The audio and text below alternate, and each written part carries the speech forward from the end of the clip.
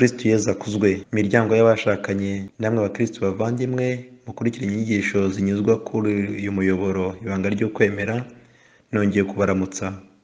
Uyu munsi ndagira ngo tuganire ku nsanganyamatsiko igira iti urukundo n'iterambere mu bashakanye. Muri kumwe na Padiri Fraterne Nahimana.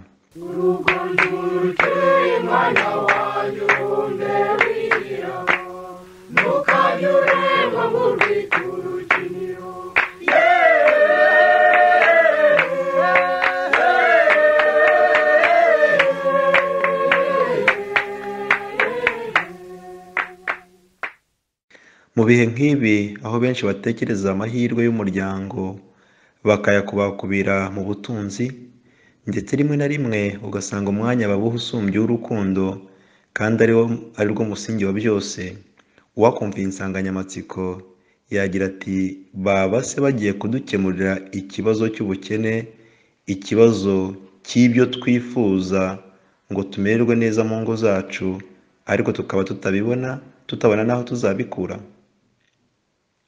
Turabizi ko mu byo bitegura gushinga urugo babwirwa hazamo no kugira bati mwibaze tuziteza imbere dute mu rugo rwacu.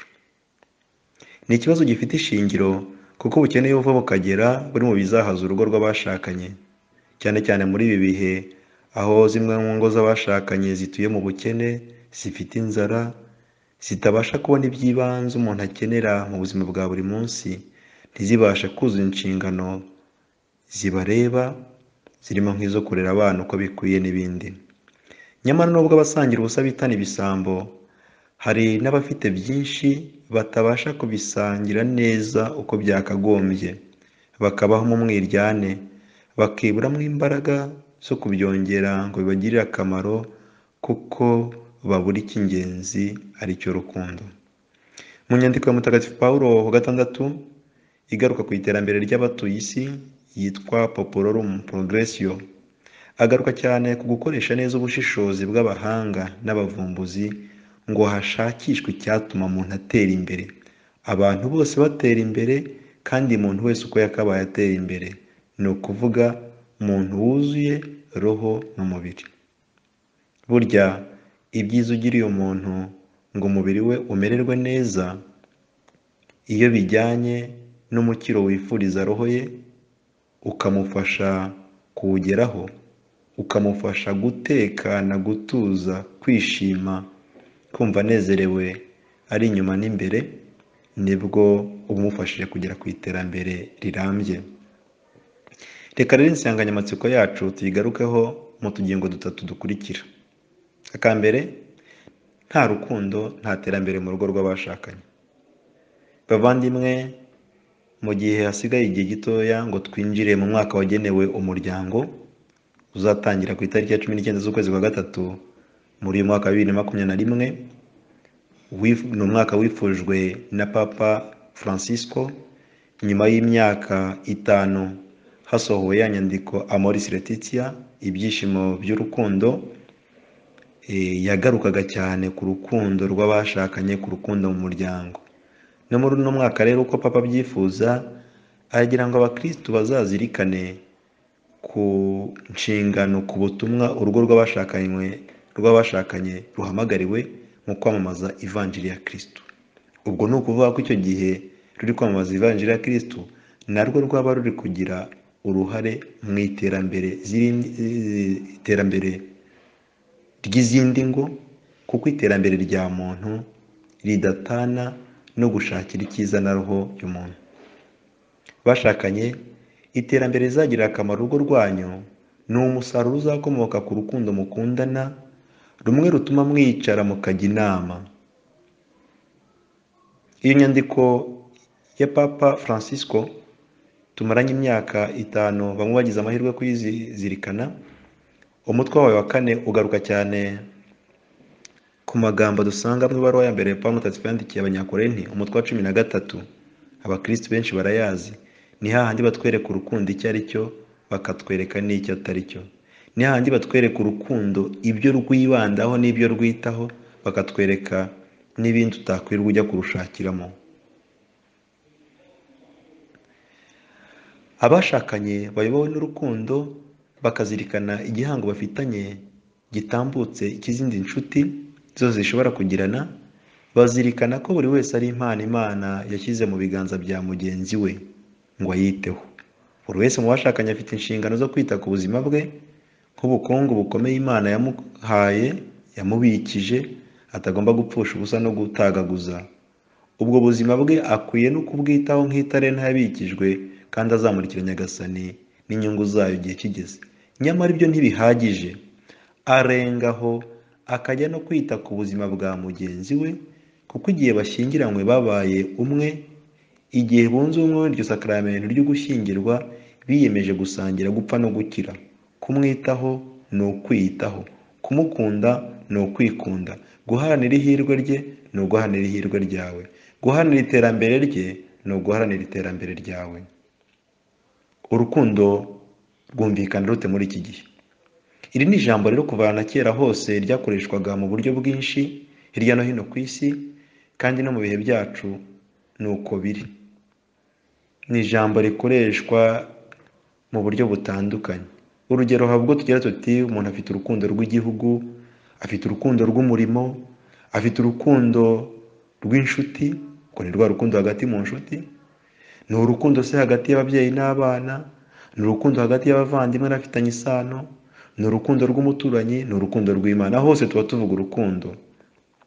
Muri ayo moko yose y'inkundo, ishusho ikomeye kandi yumvikana tugiye no tunagarukaho ku buryo bufite igisobanuro gifatika, ni urukundo rw'umugabo n'umugore, dore ko muri urwo rukundo hazamo ikintu gishya. Hazamo kunga ubumwe buzira gutandukana, kandi bukaba ari ubumwe bwa roho n'umubiri. Roho n'umubiri by'umuntu umwe na roho n'umubiri by'undi biragenda bigahura, nuko byose bikaba umuntu umwe. Icyo kintu kirakomeye. Nuko rero ntibaba bakiri babiri, ahubwo baba umubiri umwe. Ibyo ni Kristo bitubwira. Iyo Kristo avuga ngo baba umubiri umwe, ntimugire ngo si umubiri ariko ufite na roho. Ni ubumwe rero bwuzuye na Kristo bari kutubwira. Gukunda nyabyo ari nabyo biba isoko y'ibyishimo n'amahoro arambye, ni uguharanira ihirwe rya muntu wese, haba ku mubiri no kuri roho. Ni ugukora byose ugamije icyamushimisha, ni ugutanga ibifatika ngo anezerwe, ariko igikomeye kikaba kwitanga ugiriye ihirwe rye. Ni uguharanira iterambere rye mu nguni zose z'ubuzima, umufasha kuba umuntu kurushaho. Aha rero niho dusanga umwihariko w'urukundo rw'ingo z'abakristu, kuko hazamo kuzirikana ibyo byose, maze urugero rwo gukunda uwo mwashakanye tugasanga nta handi twarubonera usibye muri Kristo we wakunze Kiliziya. Nk'uko rero ibaruwa Pawulo Mutagatifu yandikiye Abanyefezi umutwe wa 5 bitubwira, guhera ku murongo wa 26 kugeza ku 27, iragira iti: Kristo yakunze Kiliziya, arayitangira, arayitagatifuza, ayisukurisha amazi n'ijambo ribiherekeza, kugira ngo ayihingutse imbere ye ibengerana, izira ubwandu n'iminkanyari cyangwa indi nenge, ahubwo ari Kiliziya ntagatifu kandi itagira amakemwa. Guha ingo z'abakristo urugero nk'uru si ukwigerezaho, si no kubabwira ibidafatika, cyane cyane muri ibi bihe byacu abantu batagishaka ibikomeye, ibibarushya, ibitindi birambye. Ibyo ni ibihe tugezemo, mwese murabibona. Guha rero urugero nk'uru nguru ingo z'abakristo si ukubaha ibibarushya, ahubwo ni ukubaha ingero zabafasha kubaka ibirambye. Umuhungu ukuboko mwana wanjye urumve wigira, udatinya iby'abandi jya utera iyo.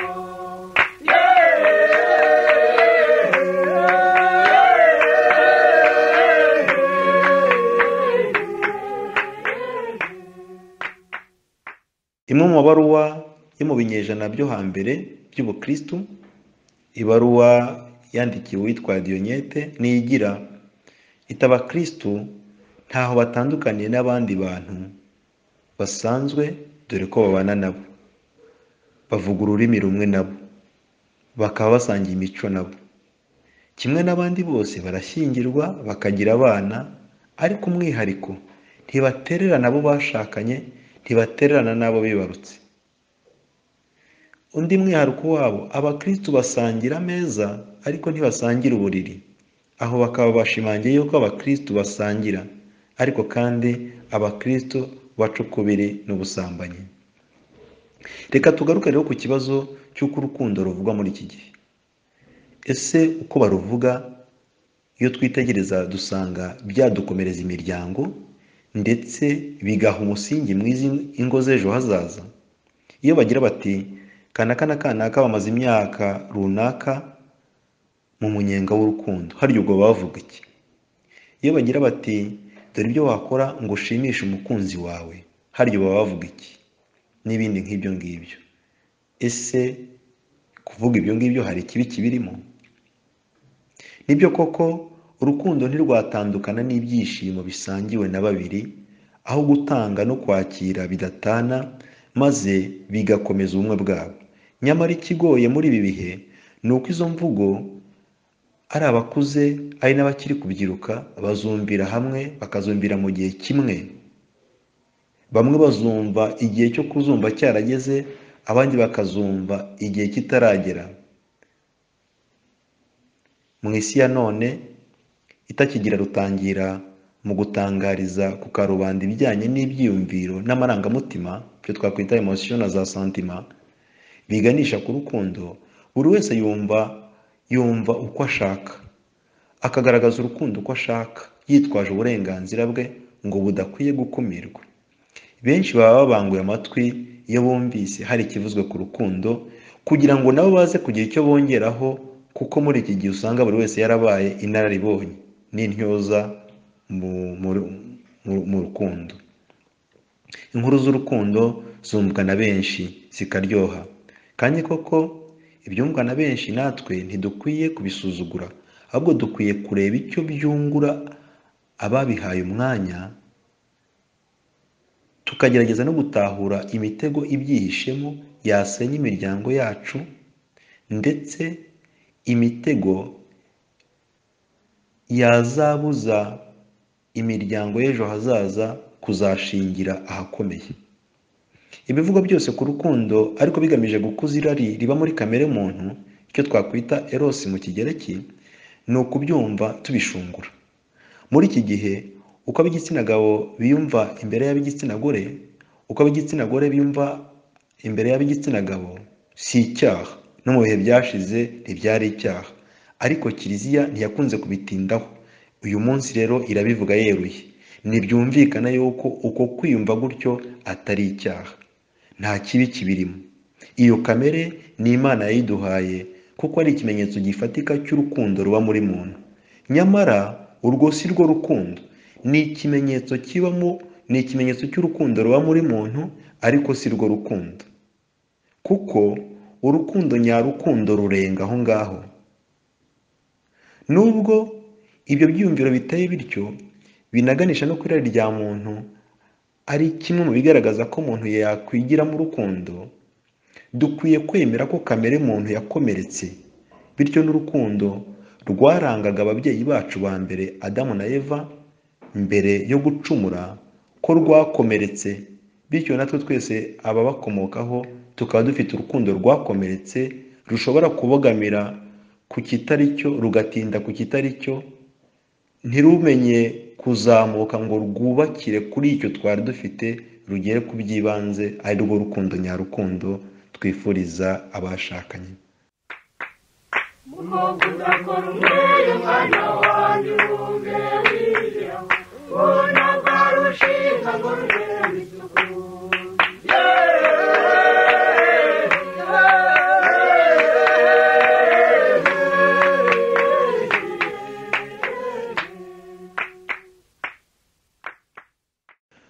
Ni urukundo rero urwo nyine rugaragara muri iki gihe, ruvugwa na benshi. Ni urukundo ruhora rukeneye gusanwa no kurerwa ngo rubone kugera ku ntera nziza, intera y'urukundo rumwe rwuzuye, rwuje ubumuntu, rudahemuka, rushishikazwa iteka no kwitangira undi. Ni urwo rukundo abashakanye bagomba guhora basuzuma niba bararwimitse iwabo. Ni urwo rukundo dukwiye gutoza urubyiruko. Ni urwo rukundo rutagarukira ku ku kwishimisha, ni urwo rukundo rudatinya gufata inshingano, ni urukundo rusezeranira undi ibirambye bishobora no gusaba imvune n'ubwitange, ariko rukitegura kubikomeraho kandi rukibuka no gusaba imbaraga mu Mana ari nayo soko yarwo. Ni urwo rukundo rero rwakubakira imiryango yacu. Akandi kagingo, urukundo nyarukundo niwo musingi w'iterambere mu bashakanye. Mbere gato yo gushyingirwa, zimwe mu nyigisho abashakanye bahabwa harimo n'izigaruka ku iterambere. Hari abashakanye bahishanya ibijyanye n'imitungo, ndetse rimwe na rimwe hagira igituma umwe atahura ibyo mugenzi we yamukinze akumirwa, kandi bikamukomeretsa cyane kuko aba yaraburiwe icyizere n'uwakimusezeranyije, kandi icyizere kijyana n'urukundo. Ukuburiye icyizere nta naho wahera wemeza yuko agukunda. Hari naho umwe mu bashakanye yumvwa agakundwakazwa bitewe n'uburyo azi gushaka ibintu, bitewe n'umwete agira mu gushaka ibintu. Igihe uwo mwete ucogoye, agatangira kwangwa no kugaragara nk'utakigize icyo amaze. Nta na rimwe rero icyubahiro n'agaciro bya muntu bigomba gupimirwa ku buryo yinjiza, ngo niba ari umunyabwira n'umuhanga mu gushaka no kongera ibintu by'urugo, ngo abe aribwo akundwa, abe aribwo yubaha, abe aribwo yubahwa. Ariko niba atari uko bimeze, aba ari imburamumaro, aho byaba ari ukumupfobya. Mu rugo rw'abashakanye ni hamwe umugabo ukunze umugore we aba yikunze ubwe, uko ibaruwa Pawulo Mutagatifu yandikiye Abanyefezi bitubwira, umutwe wa 5 umurongo wa 28. Birababaza kubona intambara n'umwiryane bishingira ku ibura ry'ibintu cyangwa ku isesagura ryabyo bijyanye no kutabisangira mu bwumvikane bushingiye ku rukundo. Hari imiryango isenyuka idateye kabiri cyangwa ikabaho nta byishimo, kuko mu kubana icyari imbere byari imitungo, urukundo rwazaga ari icya kabiri. Nyaboneka abashakanye, murazirikane ko mugenzi wawe aruta ibintu, n'undi wowe.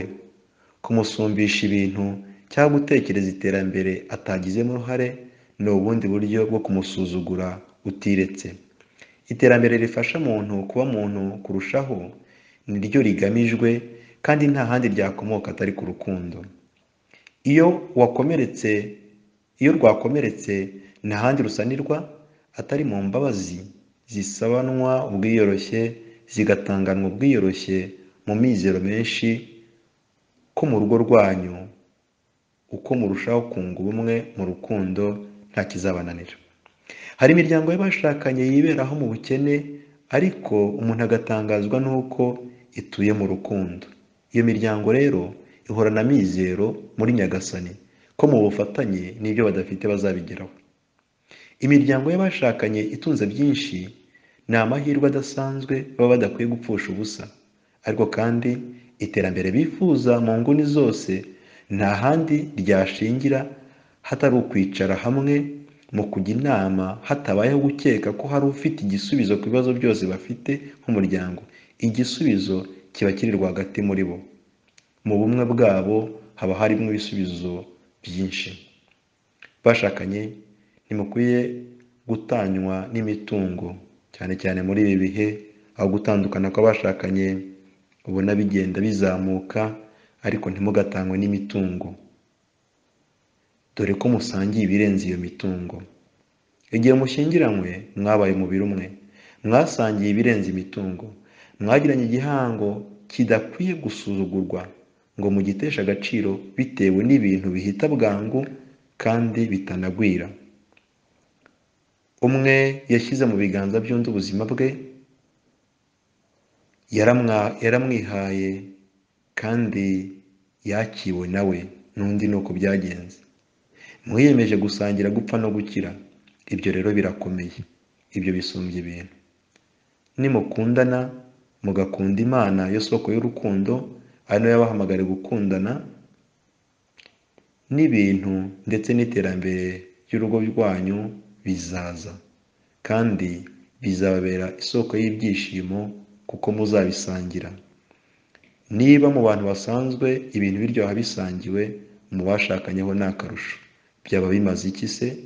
Iterambere ryaba ryagezweho ariko mwese nta ruhare mwarigizemo. Ubwumvikane rero burakomeye, koko nimubukomeraho, urwo rukundo mukarukomeraho, muzagera kuri byinshi, muzatera imbere. Kandi n'igihe muzaba mutaragera kuri iryo terambere mwifuza, muzaramba muri ayo mizero y'uko bizashoboka. Umukristo abaho mu rukundo, umukristo akabaho mu mizero. Mwese rero mbifurije iterambere ryuzuye, iterambere ryabo rya roho, ryaba n'iry'umubiri. Imana ibarinde. Mwari kumwe na Padiri Fraterne Nahimana. Uzasanga uwashima mwana wanjye urumve wigira, umeze n'ubutwari n'ubukurarira.